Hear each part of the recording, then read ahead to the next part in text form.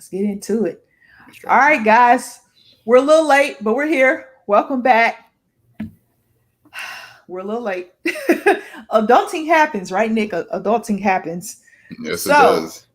we're doing top draft prospects. We're doing the forwards. We are very excited to do the forwards. Remember, guys, next Friday we'll do the centers.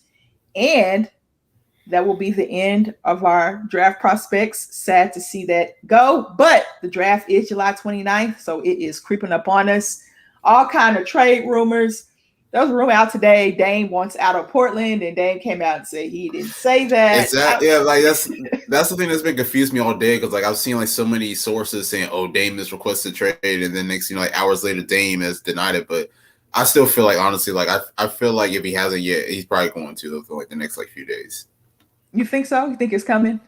I think so. Like honestly, like by the way that he's talking, it just seems like he's kind of done in Portland, which I honestly don't blame him. I mean, he's been there for 10 years now, hasn't been able to really get anything accomplished out there. So you got to do what you got to do. Yeah, you got to. And he's in a small market. Small market teams. It's hard to win as a small market team unless you're a well-oiled machine. San Antonio Spurs.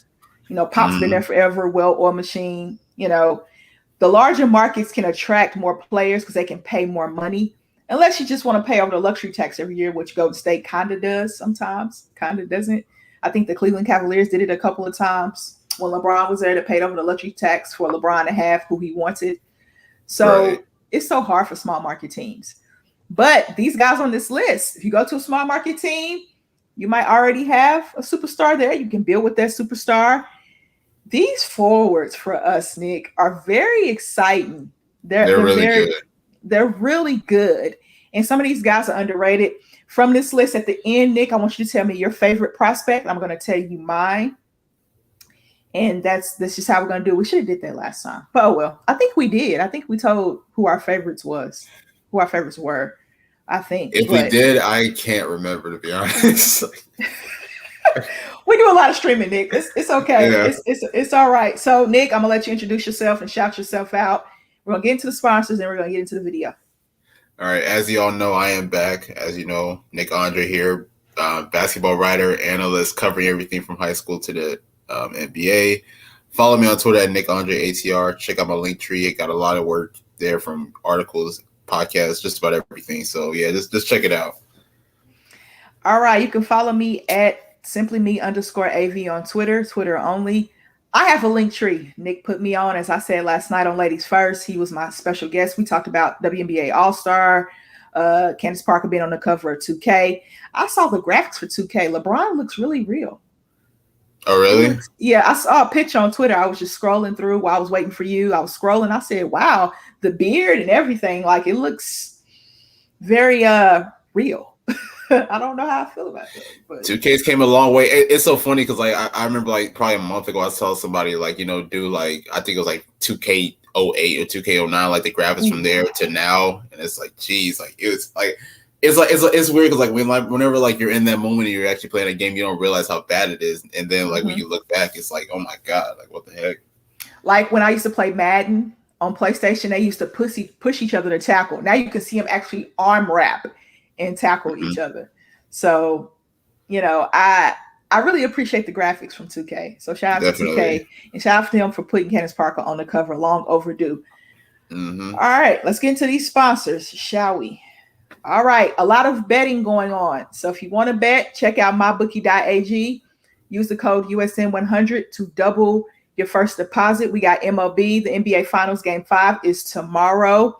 The WNBA is on a break, but UFC fights every weekend, it seems like. Got Major League Soccer. Any and everything you can bet on, you can check out mybookie.ag. Use the code USN100 to double your first deposit.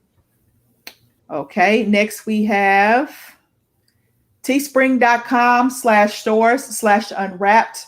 Get your Unwrapped Sports Network gear. This show is brought to you by Unwrapped Sports, as it said there at the bottom ticker. We got new label gear. We got OG gear. We got LeBron gear, of course. A lot of LeBron fans in the chat. Oh, boy. We got Fights Unwrapped. Jam too. Oh, my goodness. I think I'm going to watch. I don't know when I'm going to watch that. I'll probably watch it tomorrow. So I want to see, see the graphics, see how the graphics are from I think 95 is when Jordan did his, or 96. And then Mm-hmm. until now, I want to see the graphic difference. All the live lineups have gear, Fights Unwrapped, Gen Z, Fourth Man Pod. The Big Three is back. The People's XFL show, Ladies First, my show. Nick and I did a show last night. It was great. Saturday standouts with Caleb and now Ethan, Backstop Banter. Check out Count the Bucket tomorrow night. I am streaming 3 nights in a row. Well, actually, I have a podcast on Sunday, so I'll be streaming 4 nights in a row. So check out Backstop Banter with Connie and my co-host for Count the Bucket, Michael. Business Casual Basketball. Aaron had a very, very good guest on his show. I've watched some of that. Good job, Aaron. Shout out to you. He goes on like 2 hours before Ladies First. Keeping It Blunt, The Prop Bros, and the Long Ball Lounge with Jesse. So check out teespring.com/stores/unwrapped. All right, Nick, we're ready to get into his first prospect. I'm ready. I'm ready. Honestly, man, I got a lot of notes. Like I have a lot more notes for the forwards than I did for the guards. So I'm ready. Corey Kispert. Love the headband, man. I love the headband. Corey Kispert. Now, he could have came out last year. He was thinking about coming out last year. Of course, you guys know I did draft prospects last year, a whole bunch of them. But he decided to come back to Gonzaga and try to get that national title. They fell short against Baylor. Baylor was just Baylor. I think they probably would have went back to back because I think they would have won it in 2020. I honestly do. But these were the 2 best teams in college basketball, Gonzaga Bulldogs and the Baylor Bears. Corey Kispert, huge contributor to that Gonzaga Bulldogs team. We did his teammate, Jalen Suggs, last Friday. So Corey Kispert this season, 18.6 points per game, 5.0 rebounds, just 5 rebounds, 1.8 assists. He shot 52.9% from the field. How are we feeling? 45% at home from 3. Wow. That's really good. He shoots 90% from the free throw line. So he has the potential to be a 40, 50, 90 guy in the NBA if he gets enough shots, which I think he could. I really think he could. He also averaged 20 points per game at home as well. I love Corey Kispert. Love the headband. I love the way he plays. He's a bigger guy, 6'7", 6'7", 40 in the NBA, 6'7". We have 6'7" shooting guards in the NBA now. So, you know, he probably will transition to shooting guard. We're going to have to see about his defense, though. So how are you feeling about Corey Kispert? It's crazy because over the last few days of me doing, like, you know, film study on him, I have been so wrong on him. Like, it is crazy because, I honestly viewed him as, like, you know, kind of like a 3-point specialist. I mean, which he is, but I thought that was like the only thing that he really had. So, like, I had him as like a JJ Redick type, you know, prototype to where, you know, catch and shoot threes. But when I really did my studies on him, this guy has an offensive package. I'm not gonna lie, like, you know, he can create. I mean, obviously the 3-point shot is there, but, you know, he can create off the dribble. You know, he can get to the basket. He has like, he's really strong in my opinion. Like, he's really strong. You know, knows how to use his forearms. Knows how to, like, really, you know, create open lanes to the basket. So this guy has an opportunity to really be a really good scorer. I was actually talking with a friend about him yesterday. He was kind of like comparing Kispert's college career to Doug McDermott. I was like, possibly. I mean, McDermott was really tough in college per se. So I don't know if I can agree with that or disagree with that per se, but I guess I can kind of understand. But I personally believe that Kispert can make that leap into the NBA depending on, like, you know, how a team utilizes him. Now, I don't know exactly where he's placed in the draft. I can't remember if he's like top 10 or possibly top 15, but I know that he's possibly up there as, like, you know, a first round pick. And the sky's the limit for him, man. I mean, I must say I was completely wrong. I definitely thought that he was just like a 3-point sniper, but he definitely has more to his game than I thought he did. I don't know what I was watching throughout the college season, but I was definitely wrong. All right, this is where Chad Ford has him. Speaking of, at number 13 to the Indiana Pacers. Ooh, so he's in that lottery. He's in that lottery. So I think Indiana wants to win now. I didn't put it out well. But that's tough. That's tough because, I mean, you got snipers like McDermott, Karis LeVert, you know, a whole bunch of other guys. Like, where would he possibly fit? That's the thing. So Chad Ford wrote this. This is his updated. This is his big board. I think 6.0. I think this is. He'll probably put out another one, like I said before. So they're in win now mode with Rick Carlisle. Rick Carlisle's a new coach for the Indiana Pacers. If you guys don't know, they've talked about a trade involving Rockets guard Eric Gordon, a late Rockets first round pick, and Indiana's 13th pick. Huh? If they can't swap the pick, you can expect Carlisle to be pushing for a prospect who can help the team now. Oh, Doug McDermott is going in free agency. That's why. Oh, okay. This could also be a nice landing spot for Davion Mitchell if he slides past Golden State at 7. I'm not sure I see any other obvious landing spots for Mitchell before Indiana. Wow. Okay. So it looks like Indiana has their eyes on Corey Kispert and possibly Davion Mitchell if he slides past Golden State. You guys know we did the guards last week, and Chad Ford has Davion Mitchell going to the Golden State Warriors. So if you let Doug McDermott go, Corey Kispert would be cheaper. We understand that. Because who do they have to pay? Have they paid Sabonis yet? I honestly don't know. I haven't really paid much attention to Indiana this past off season. So we apologize to you Pacers fans, but if you could get Corey Kispert in Indiana and you just have him replaced, Doug McDermott replaced with Corey Kispert, do you like that? I like it. But the thing about Kispert is that, he already has so much maturity in his game just for playing multiple seasons in college. So that's why I honestly expect him to be able to be able to adjust to the NBA. So, I mean, obviously it is a different play style and it is a different game, but I feel like, with his maturity level and his confidence, I feel like he'll be able to make that next step. I agree. And if he goes to Indiana, he'll be around veterans. Mm-hmm. I like young rookies that are around veterans because it makes it a lot easier. The game is more smoother for them rather than going to a team that's young and, still trying to figure out the pieces. When you're around veterans, you can have leadership kind of take you under their wing and say, hey, this is how the NBA is. This is how it's done. It's very rare that you get a team like Memphis, young team make the playoffs back-to-back years in the West. Shout out to Taylor Jenkins. It's very rare you see that. You don't see that very often. But if he goes to Indiana, I like Indiana's chances next year. Now, I don't know what they're going to do with TJ Warren. I don't know what they're going to do with Miles Turner. Looks like Doug McDermott is a free agent. So they got some decisions to make, but could Corey Kispert slide into Dougie's spot? Yeah, he could slide into Dougie's spot. He could easily. And Rick Carlisle, he's probably done his homework. They've probably worked him out because he's in that 12 to 17 range of draft picks. So we'll see where Corey Kispert goes. I'm excited to see what he does if he goes to Indiana. We'll see. All right, our next prospect.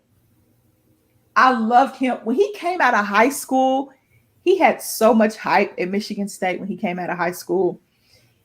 He had an okay freshman year.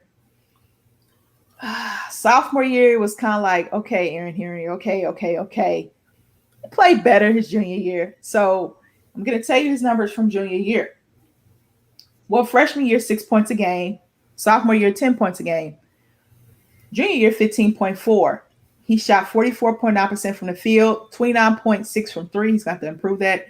76.2 from the free throw line, 5.6 rebounds a game. I want that to be a little higher. 3.6 assists, 1.3 blocks, 1.3 steals. He averaged 2.9 turnovers.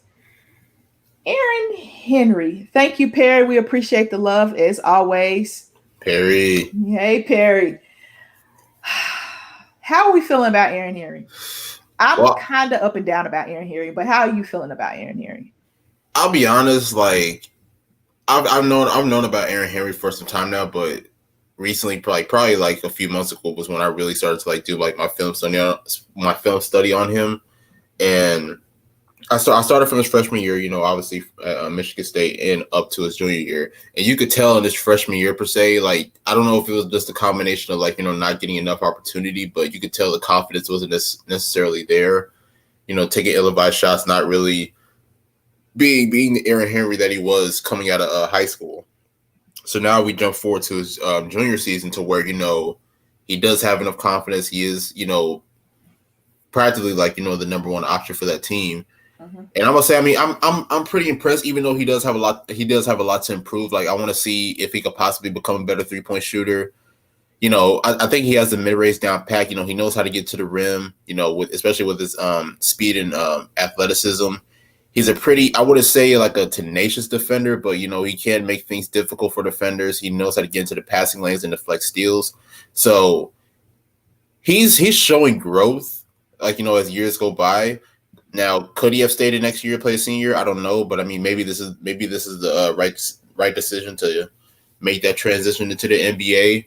But I definitely love his growth as of right now. Like, would I put him ahead of a lot of other guys like Kispert and other guys? I'm not 100% sure about that, but I'm just trying to think of like the trajectory of like how his career could start. Like, what I'm saying, like where he will be placed and how he will be utilized, because I feel like he has a lot of tools in his game that just hasn't been unpacked yet. Like, I feel like he could be a good facilitator, but he hasn't necessarily shown that throughout his basketball career. So I feel like there's a lot of things of Aaron Henry's game that we just haven't seen yet that he's capable of doing. I agree.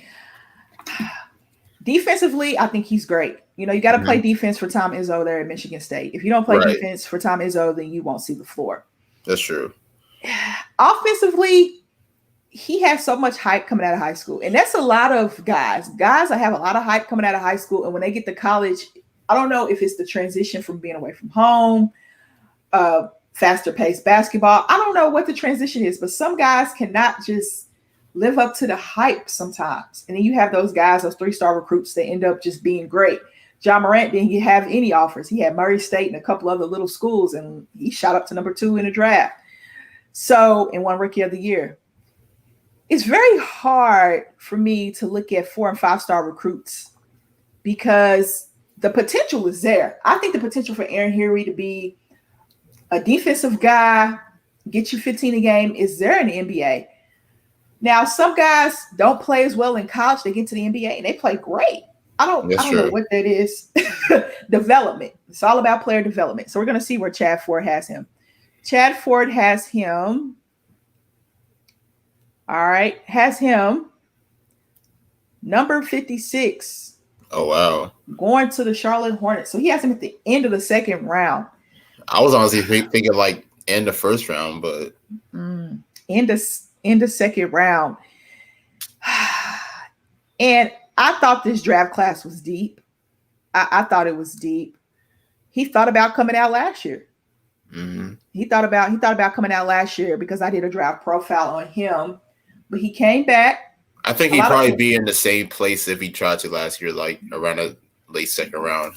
Yeah, I do too. He came back. A lot of players chose to come back because they didn't get to play the NCAA tournament, right? There was no NCAA tournament. A lot of conference tournaments didn't get played either. Right. Now, he did average 15.4 points per game. I think he led Michigan State in scoring, if I'm not mistaken. He can play defense. Aaron Henry can play some defense.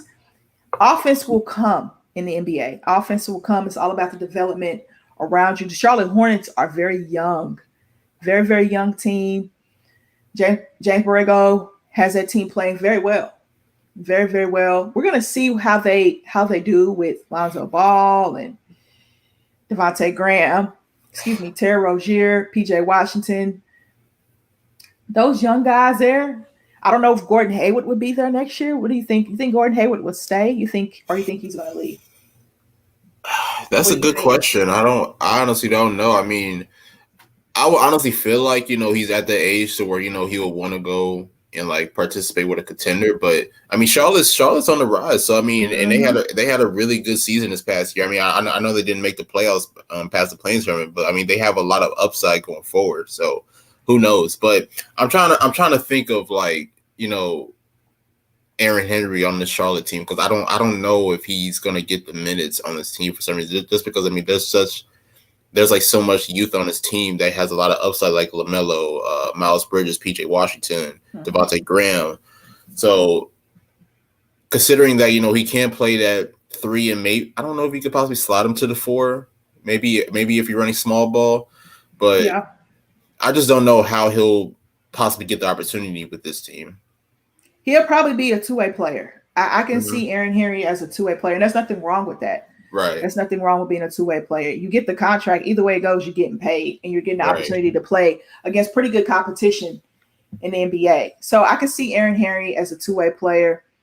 I was so hype about him his freshman year. I was super excited for him to go play for Tom Izzo because I think Tom Izzo brings out the best in Without players. question. Mm-hmm. But you never know in the NBA. You just don't. It's all about the right situation and the right fit. So maybe Aaron Henry can get the right fit, get the right opportunity, and he can shine in the NBA. Exactly. And I mean, like, Aaron Henry's that one guy. I mean, yes, he did have a really good junior season, but you can't necessarily consider it like a breakout season. Like, you know, when you compare it to like other guys who play phenomenal as well. So he is slowly improving, but this past year for him, it wasn't to the degree of where, you know, people are really looking at him and saying, oh my God, like this guy is like a potential lottery pick. So now moving forward into the NBA, he's going to have to really continue to just grow and develop over time. I agree. And I'm looking forward to his development. He's a guy I'm going to be watching for. He's definitely a guy I'm going to be watching for. All right. This next guy, Big 12 guy, Kai Jones from Nassau, Bahamas. Another Bahamas guy. Nassau, Bahamas. He's a sophomore. A lot of people are high on Kai Jones. A lot of people, including Chad Ford. I'm going to show you his big board after you tell me how you feel about Kai Jones. I like him. I like him too. And I watch a lot of Big 12 basketball. You guys know that. Texas had an up and down season, and they got upset by Abilene Christian in the NCAA tournament. You know, you always got to have those Cinderellas. I like Kai Jones. If you draft Kai Jones, you're drafting on potential because he's young and he's raw. But what he offers you on the defensive end, very good. Now, at 6'11", will he play forward or play center in the NBA? I think he's probably going to, you know, it just depends on the lineup. He could play both. He could definitely play both. He could play both. He could play forward or center in the NBA. But you know, Kevin Durant is 6'10", 6'11", however tall he is, and he's bringing the ball up, crossing people up, and shooting from 30. Now I know Kevin Durant is a generational talent, but I'm just saying that's somebody his height, you know, that he could possibly get switched up on in the NBA and have to deal with. I always look at that. I always look at players like, dang, who's he going to have to deal with in the NBA? Like Corey Kispert, for example. Klay Thompson, 6'8", right? 6'7", 6'8"? Yeah, 6'7", 6'8", something like that. Imagine Corey Kispert chasing Klay Thompson off screens. They're the same height. Mm-hmm. Just imagine that. So Kai Jones, 8.8 points per game, 4.8 rebounds. I want those rebounds to be higher. Definitely. I honestly do. Field goal percentage, 58%. Three-point percentage is shocky, 38.2. Free throw percentage, 68.9. Assists, 0.6. Block, 0.9. I want those blocks to be higher. Turnovers, 1.4. So he got 22.8 minutes per game at Texas. You're drafting him on potential, in my full opinion. We're going to see what Chad Ford thinks in a minute. But what do you think about Kai Jones? He definitely has a lot of potential. I mean, like just me looking at Texas throughout this season. I mean, like this. I mean, honestly, like I saw somebody kind of compare him to Jaren Jackson Jr. in Memphis, so I can kind of see that comparison per se. But I mean, like Kai Jones is a guy that, you know, he can play the center, but I feel like you would possibly want him more at the power forward position just because, I mean, he has so much versatility from, you know, being able to run pick and roll, being able to rebound, being able to space the floor. So he definitely has a lot of upside and ability to develop. Now, I do agree his rebounds do need to go up. I definitely feel like a guy of his caliber with his wingspan and his height, he definitely should be able to average at least around 7, 8, 9 rebounds per game. Even higher, honestly. I mean, honestly, like the more that he gets accustomed to the NBA. But yeah, I mean, to be honest, I mean, Kai Jones is definitely great. I mean, he definitely shows a lot of upside, and I definitely think that, you know, whichever team does pick him, I feel like whichever coach has him can utilize him to his best potential. All right, I'm gonna show you where Chad Ford has him. It's gonna probably shock you. All right, here we go. Please don't be second round. It's not second round. Okay. It's with the Lakers. Now, the Lakers in their direction, I'm trying to figure out what they're gonna do with Kuzma, what they're gonna do with Schroeder, Morris, Alex Caruso. The two people we know that will be Lakers next season are LeBron and AD. Mm-hmm. Everybody else, we have no clue. So the Lakers roster is really up in the air, in my opinion. Chad Ford likes him either going to the Thunder at 18, possibly. I wouldn't mind that. Or the Lakers at 22. He said Thunder could snag him in because I think that with Thunder have 16 and 18. So he could go to the Thunder at 18. He can go to drop down to Lakers at 22. Now, he thinks this is too late of a pick for Kai Jones. He could possibly move up with teams like the Hornets and the Spurs. I would love to see him and Pop develop him in San Antonio. Now, he's saying he won't help you right away, but he could be a good fit for a late team in the draft. You know, those playoff teams that are in the draft. Let's look at him on the Lakers, right? Let's just picture that. They need him. They need size. They need size. They need size bad. And Anthony Davis doesn't like playing the 5. We all know he likes playing the 4. You could slide Kai Jones to the 5. And I think he'll be a James Wiseman type. Could run rim to rim, catch lobs from LeBron or Anthony Davis or whoever's throwing him the ball, block shots. Simple in the NBA. That's a simple, easy transition. Now, James Wiseman was bringing the ball up a little bit for Golden State and shoot jump shots. I'm looking forward to seeing his year 2 development after his injury. But Kai Jones could be something like that for the Lakers. They need youth. LeBron needs youth around him to win. I'm sorry, he can't have these older players around him and win. I think youth should be on LeBron's side. Definitely. Get you a player that's young, understands his role, because Kai Jones will understand his role with the Lakers, in my opinion. If the Lakers draft him, he will understand. You run rim to rim, you play defense, you block shots, catch some lobs, do your job, and you'll get playing time. Playing with LeBron isn't easy, but the Lakers development, I don't know if Phil Handy's going to leave or not. Their development team is not all that bad. It's not all that bad, but I do think that LeBron needs some youth around him, and I think Kai Jones could provide, about 15 to 20 minutes a game, running rim to rim and doing his job. Simple, right? Right. We think. Possibly. It's crazy because you can place him on both either team, either whether it's Oklahoma City or the Lakers. Honestly, I mean, honestly, when you look at OKC and the way that they're structured right now, they're really wanting to gain up on the young players. I mean, especially building around SGA, I feel like that's a guy that you need to keep and you just need to continue to build around just because he's that special. But Kyle Jones could definitely fit into their rotation and what they got and continue to grow from there. And then also, the Lakers, it doesn't get any better than playing for a championship contender. Because honestly, any team LeBron is on is automatically a contender, regardless of what people say. So could he possibly develop into a James Wiseman type in the Lakers or on the Lakers? I definitely believe that could happen. So honestly, you never know. I feel like Kai Jones could really fit anywhere just because I feel like he's that coachable. He has that ability to be able to complement everybody else on the floor.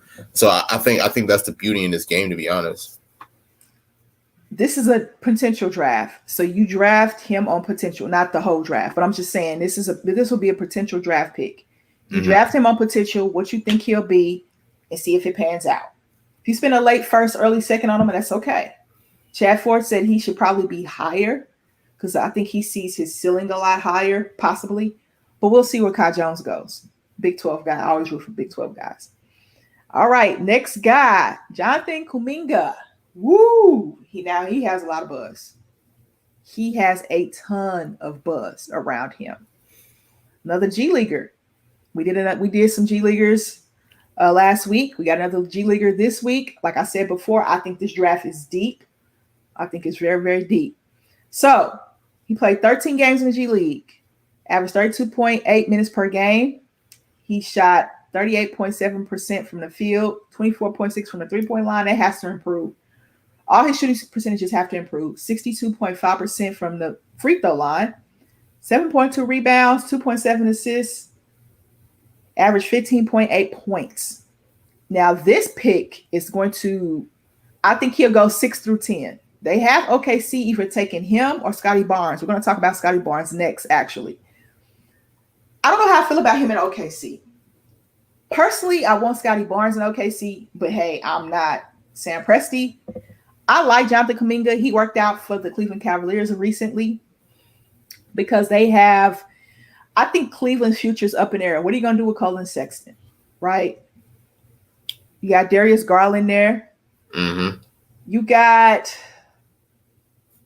Allen there. Is Allen going to require? Are you going to re-sign Allen? Kevin Love is probably gone. You got a lot of young pieces there. You drafted Isaac Okoro last season out of Auburn. So you got some young talent there in Cleveland. He worked out for the Cleveland Cavaliers. Cleveland picks third, correct? Yes. Mm-hmm. Okay, because I think the Raptors picked fourth. So could they go get him at 3? Yeah. Is he a top 5 prospect? Yes. He definitely is a top 5 prospect. So what do you think about Jonathan Kuminga? I think I don't want to say he's my favorite player, but I definitely think he's up there just because like he has like it's kind of like what you said about who was the guy that we just did last? Oh yeah, Kai Jones.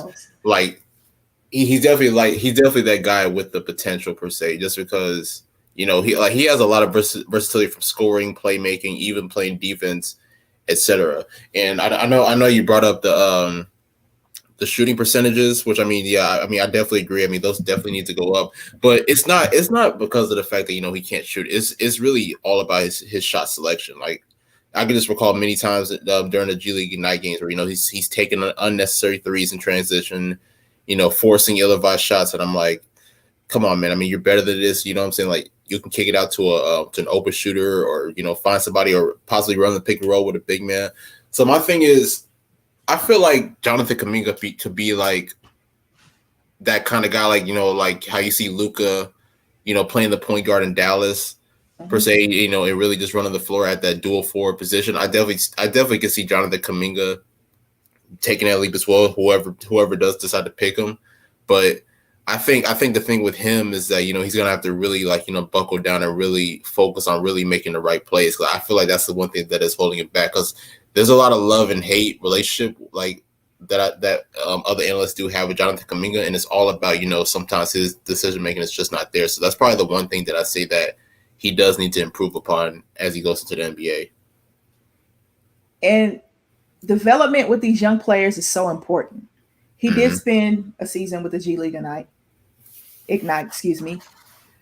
So he got some experience to play against players that are better than college basketball players, right? But are right below NBA talent. Right. So, but you do get to see some NBA talent. And I like these players going to the G League. They're getting paid. They're learning how the business of basketball works. They're probably like, I'm sick of, I don't want to go to school. I'm tired of school, which is perfectly fine with me. I just want to play basketball. I just want to hoop. Like Kevin Durant would say, I just want to hoop. He's a young guy. So let's see where Chad Ford has him. Let's see where Chad Ford has him. And Chad Ford has him with my Oklahoma City Thunder. Okay.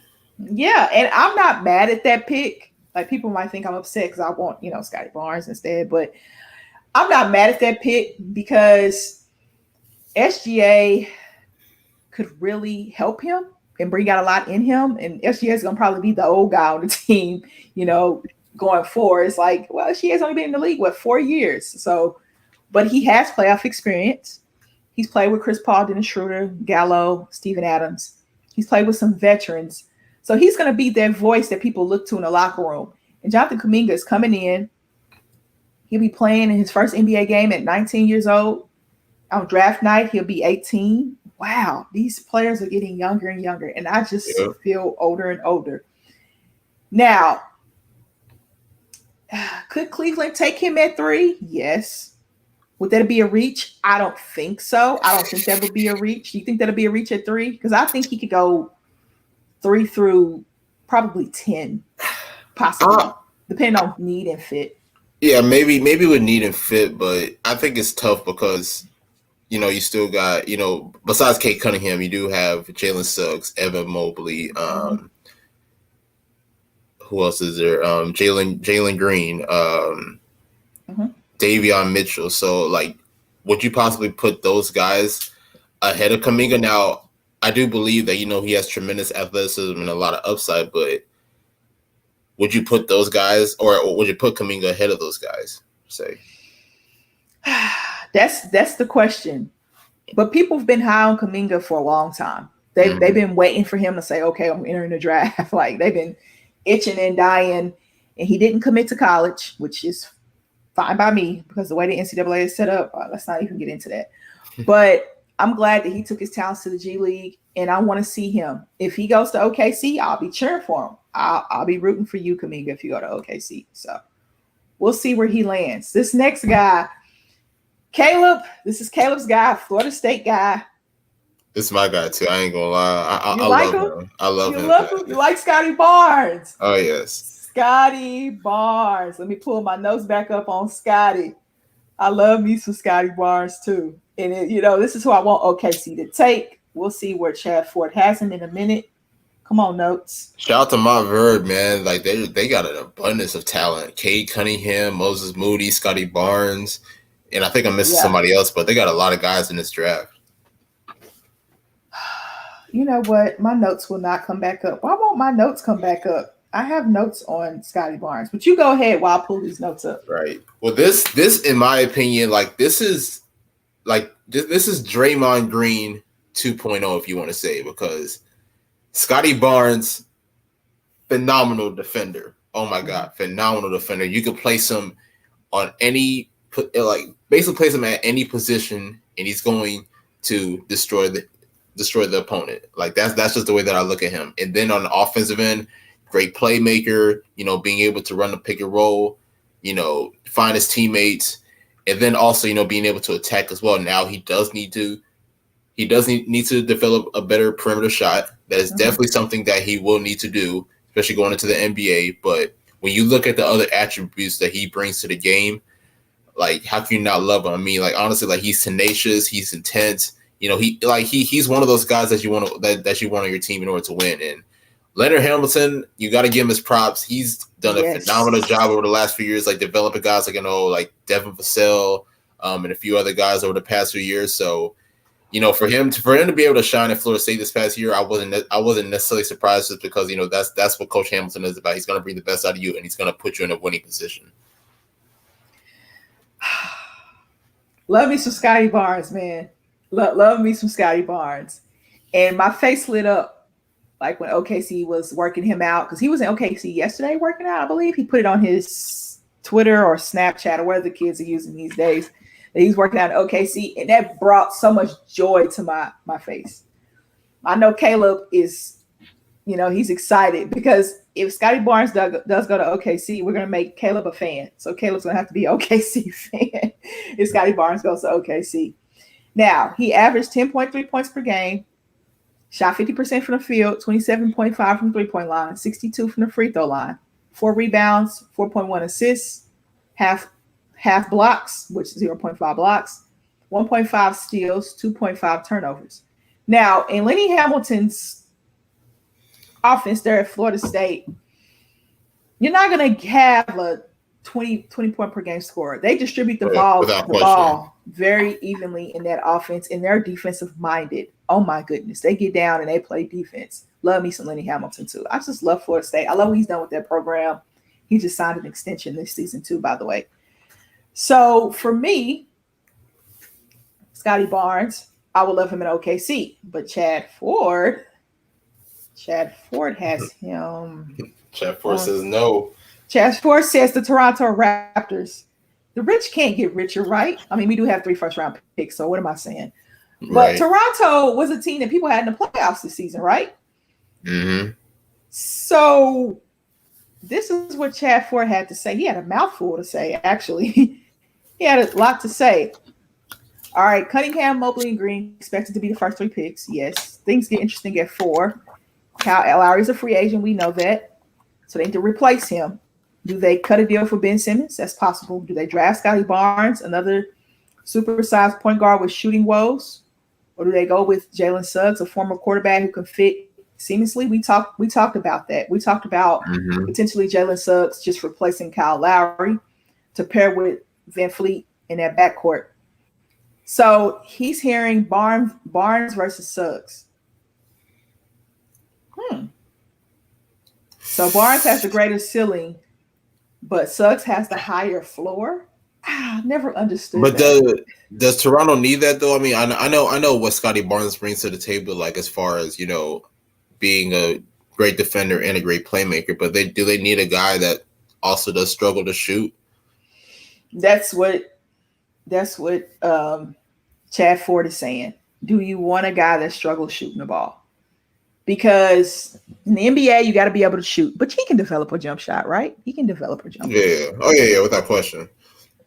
Is this too high, you think, for Scotty Barnes? Or do you think he's kind of projected, does Chad Ford have him projected just right? Because Toronto can go many different, well, I think Toronto has two different ways they can go with this pick. They can go Jalen Suggs or they can go Scotty Barnes.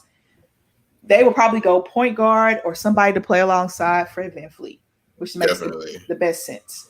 So what are you thinking? I mean, just thinking about the pick, I'm not mad. Now, I definitely didn't see him going as like a top 4. I was looking around like, maybe like the 8 to 12 range per se. Mm-hmm. But, like I'm trying to think about like, a possible backcourt of VanVleet and Scotty Barnes. Now, honestly, nothing but it honestly could work. You never know. I mean, VanVleet's a great shooter. And then you still got Siakam. OG Anunoby still there. So I mean, you definitely have defense on that team. Definitely.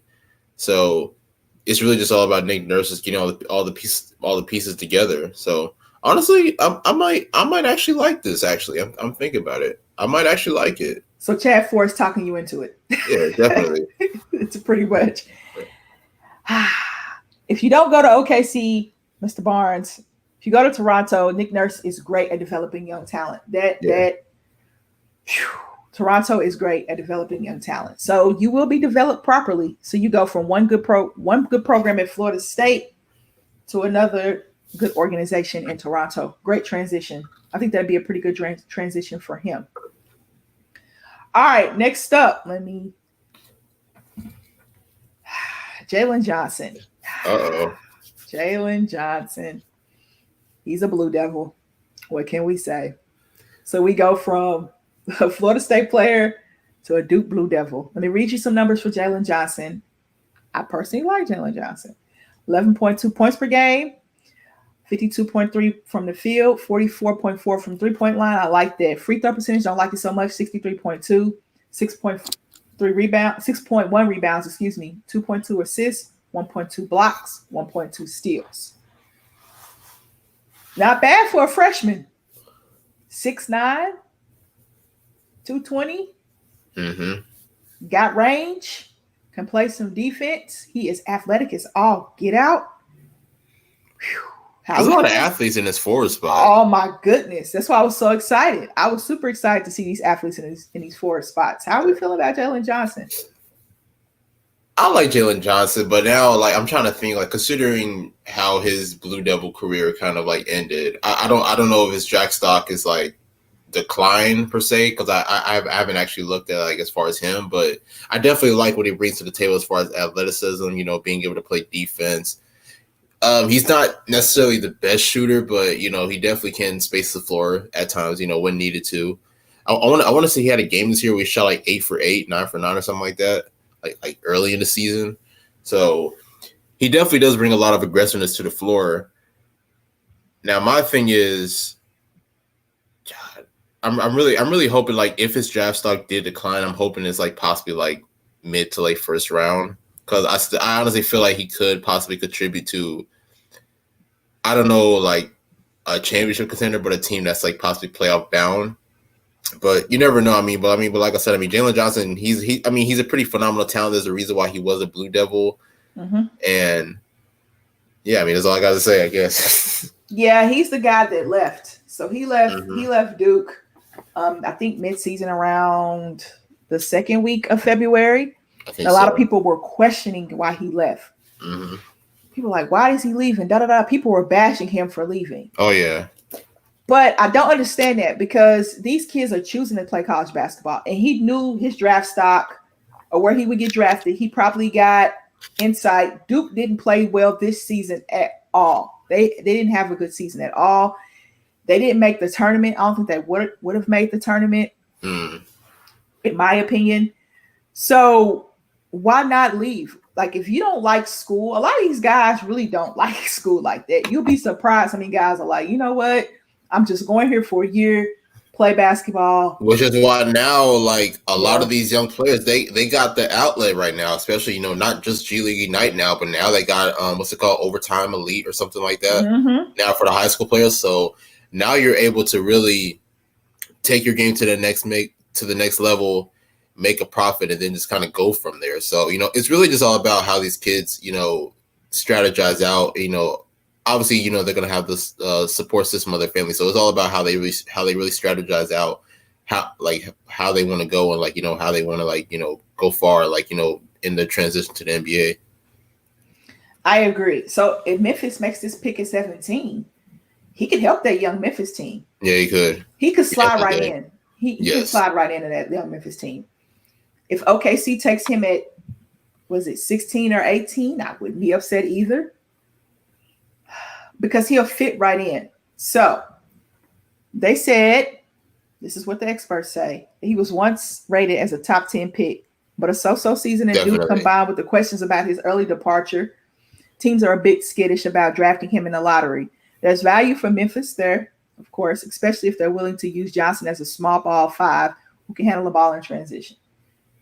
I like that, honestly. So a lineup of Ja Morant, small ball. So be Ja Morant, Brandon Clark, Grayson, Dylan Brooks, and I'll go Desmond Bane. And then you add Jalen Johnson in there. But what about Jaren Jackson, though? It's a thing. It's a small ball. So I'm taking Jaren Jackson out, and I'm going to I'll also take out Valanciunas. So they have 3 bigs, right? They got Brandon Clark, Valanciunas, and Jaren Jackson. They can add Jalen Johnson to that mix. So if they go small and they use him and Brandon Clark together, or him and Jaren Jackson Jr. together, or just keep him at the 5 and run with Desmond Bane. Let's see, Desmond Bane, Dylan Brooks, Ja Morant. Desmond Bane, Dylan Brooks, Ja Morant, Jalen Johnson. Who would you want? Grayson Allen, maybe? Grayson Allen, DeAnthony Melton. DeAnthony Melton. If they go small, that's really small. Yeah. That's small ball for real. But that would be fun to watch. It'd be fun to watch him in Memphis. I'm trying to figure out how he's going to get his minutes. That's tough because he would be the 4th big in the rotation, right?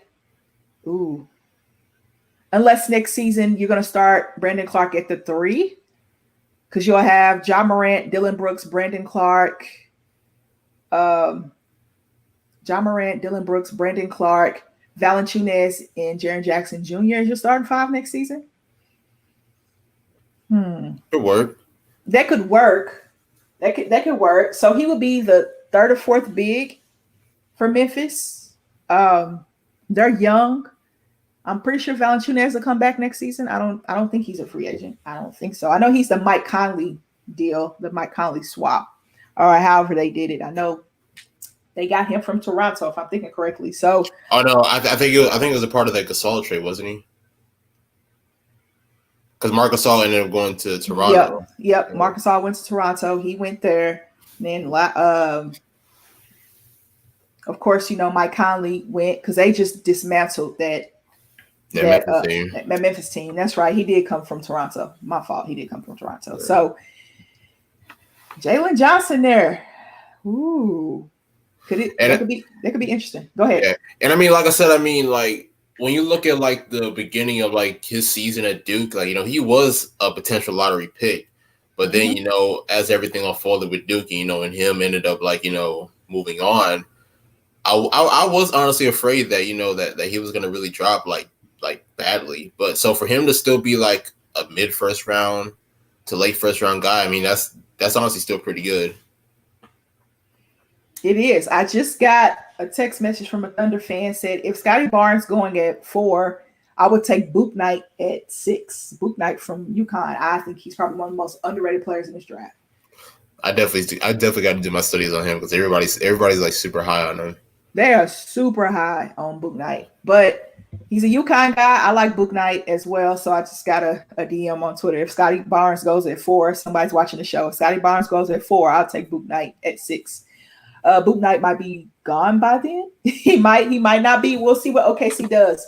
They have a lot of room to do whatever the heck they want to do. They really do. OKC does. This guy right here, this next guy, I didn't think he would go to Arizona State. I thought he would take the G League route. We got Josh Christopher. I thought he was going to go G League, and then he went to Arizona State. All right, we'll read some numbers for Josh Christopher. He only played 15 games. 4.3 points per game, 43.2% from the field, 30.5 from the three-point line, 80% from the free throw line, 4.7 rebounds, 1.4 assists, a half a block a game, 1.5 steals. I'm trying to gauge Josh Christopher. I really want to gauge him. He was a high prospect coming out of high school, of course. How are we feeling about Josh Christopher? Yeah, I agree. I can't remember exactly what high school. I think it was Mayfair, but I'm not 100% sure. But yeah, he definitely had a lot of upside coming out of high school into the college. So, he only plays 15 games, which is like, a pretty small package as far as, the NCAA. So, for me just, doing my film on him, because I want to say I only watched like probably 2 games of him throughout this past year. He's definitely one of those guys that, considering that, he's playing that wing shooting guard small forward position, he definitely does need to develop more of a perimeter shot, just per se, just like, a lot of guys here. But him personally, like, I feel like he has the potential to get better at that. Shooting 30%, in my opinion, that can go up to possibly like 34, 35, 36% if he does if he does develop, and if he does like go to a great training program or a great training staff per se. But besides that, Josh Christopher is like full of athleticism. He loves to live around the paint. He loves to penetrate. He loves to get those high percentage shots. So that's definitely like a high on him per se, is that, he definitely, loves to be in attack mode. And then even on defense, he's pretty tough as well. He definitely knows how to get into the passing lanes, and also, being able to strip the ball out of players' hands. So, considering that, he did come from high school to college, on a good level, and then, of course, he did play a small package this year, I could possibly see him as a late first rounder. So. Okay, let's see what Chad 4 says. Let's see. Let's see what he says. He had a lot of hype coming out of high school. A ton of hype coming out of high school. All right, Chad Ford has him in Denver. With the Nuggets at 25 in the first round. So Gary Harris is gone. We know that. The Aaron Gordon trade. What are they going to do with Aaron Gordon? Are they going to keep Aaron Gordon? Will Barton will be a free agent. They keep Will Barton. I thought he was very important. They could use some depth at the 2 guard position. So he could probably play that 2 or that 3, whichever, he'll play in the NBA. So this is a tough decision between Christopher, Jaden Springer, if available, and Cameron Thomas. We talked about Cameron Thomas last week. Love Cameron Thomas. Definitely. So he can score. He can score. He's just not as aggressive as I like him to be at times. I want him to be more aggressive. But sometimes I get the feeling that he kind of just lays back too much. And in the NBA, he can come off the bench and really provide some scoring. Jordan Clarkson's a great example of a guy that just shoots the ball. Every time Jordan Clarkson touches it, we know it's going up. Get your shots in. If you're playing in that second unit, I always advise young players to get your shots up, because you don't know how many minutes you're going to play. Not within the offense, of course. But if you can be a reliable guy on a team that's going to make the playoffs again next season, Jamal Murray will probably not be ready for next season. So, hey, that means more minutes for you. Ding, ding, ding, ding, ding. So take advantage of this opportunity.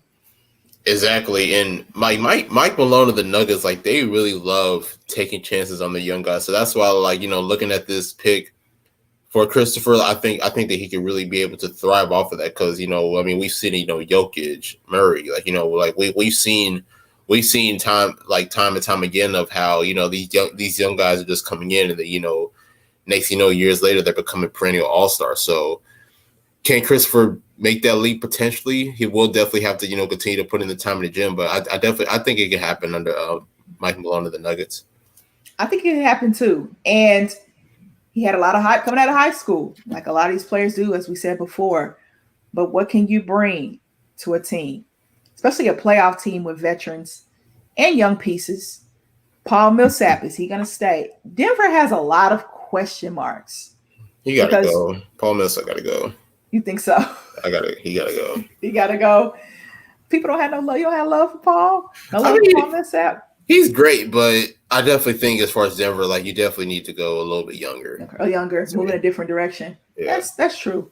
That's true. So we'll see what Josh Christopher ends up. I'm thinking late first round for him. Mm-hmm. I think late first round for him.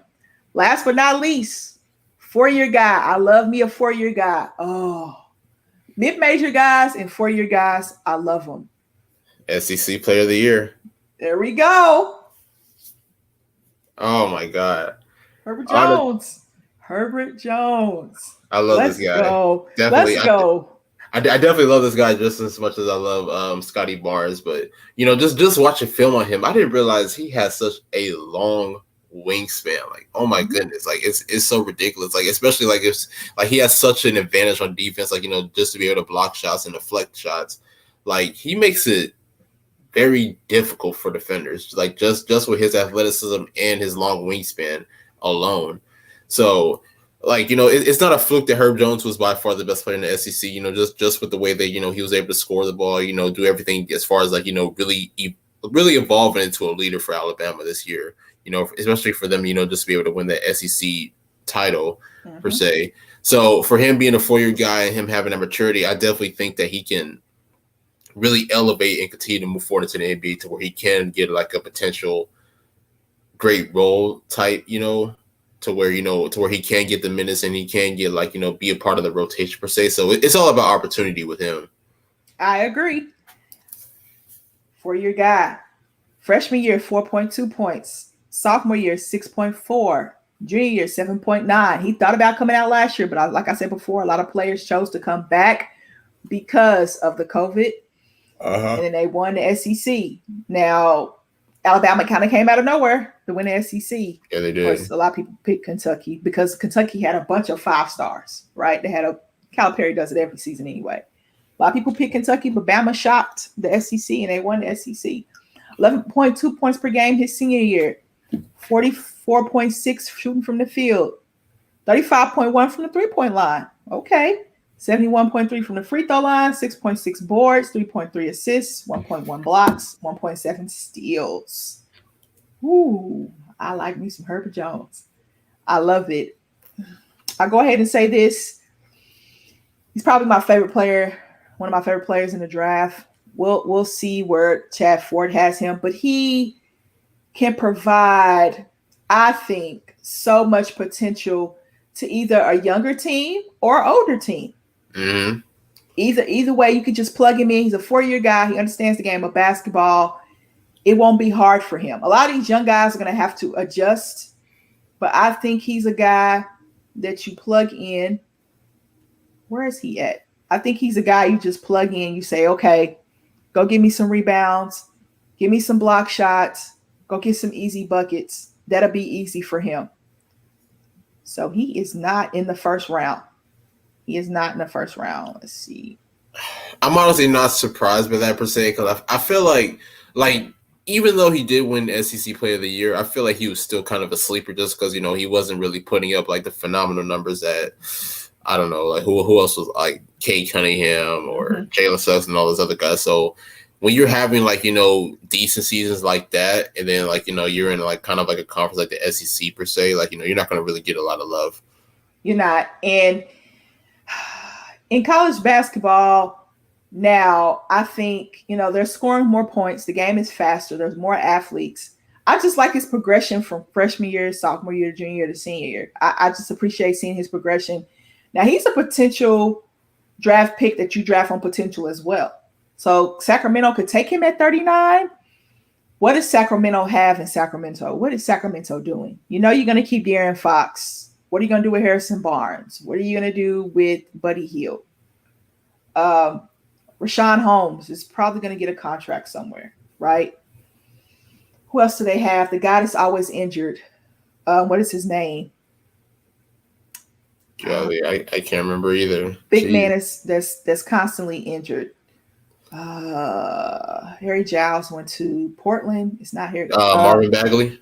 Yes, Marvin Bagley is there. Does he want to be in Sacramento? He can't stay healthy to save his life. Do they still have Hassan Whiteside? I believe so, yes. You got Hassan Whiteside still in Sacramento too. So Herbert Jones can run the floor with De'Aaron Fox.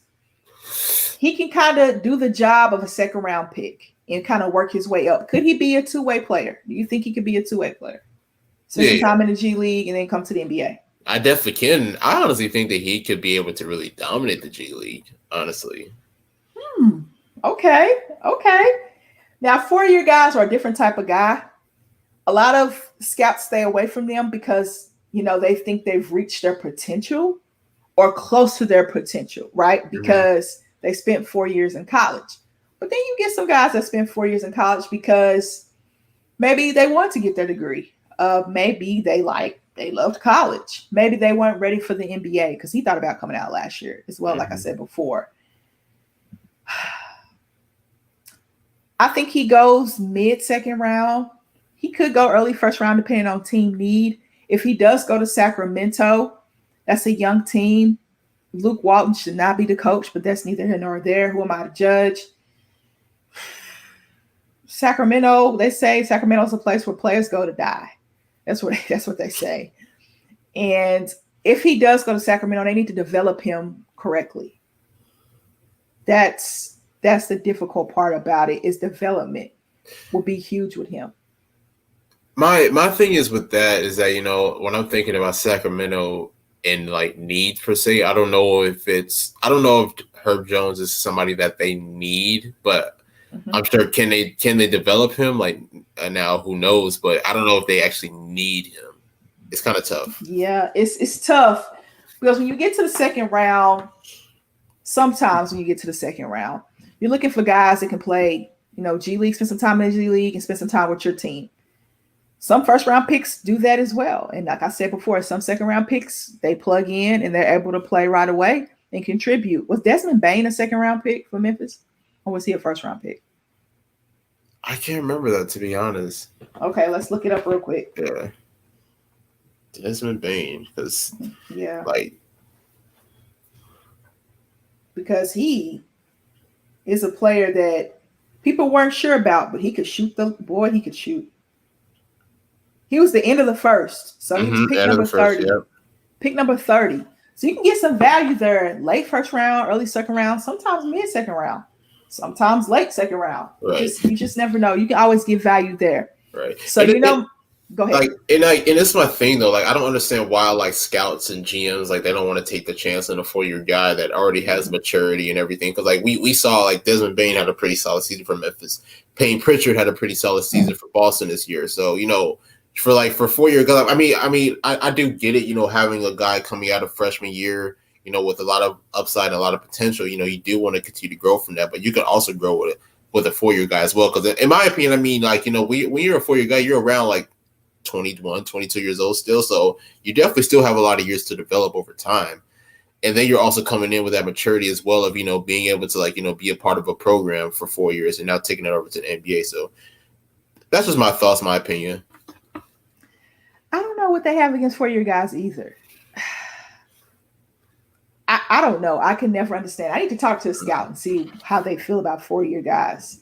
But he's one of my favorites. He and Scotty Barnes. Who are your couple of your favorites? As far as these forwards, Scotty Barnes definitely one of them. Jonathan Kuminga, and I'll say Herbert Jones as well. Yeah, got to get those 4-year guys some love. Giving the SEC some love in basketball. There's a football conference, but we got to give them some love in basketball. All right. That was fun. Was fun. We got the centers. Ooh, that's gonna be fun. That's gonna be dope. All the power forward centers type. That's gonna be good. That's gonna be fun because we know the NBA is moving more towards positionless basketball. We all know that. So you have to be, as a center, you have to be able to stretch the floor. You got to be able to guard multiple positions now. The NBA is just moving in a different direction. I like it. I like it. Now, will the all NBA teams catch up to that? Will the all-star teams catch up to that? Please just get rid of positions and just pick the 15 best players for all NBA. Yes, definitely. Because like it sucks because Jokic and Embiid were the two top MVP candidates without question. Yep. But it sucked. But it sucked because Jokic was the favorite, so he had the first team, and then they had to slide Embiid to the second team, which in my opinion was unfair because he was like right there behind Jokic. And Tatum didn't even get put on the team.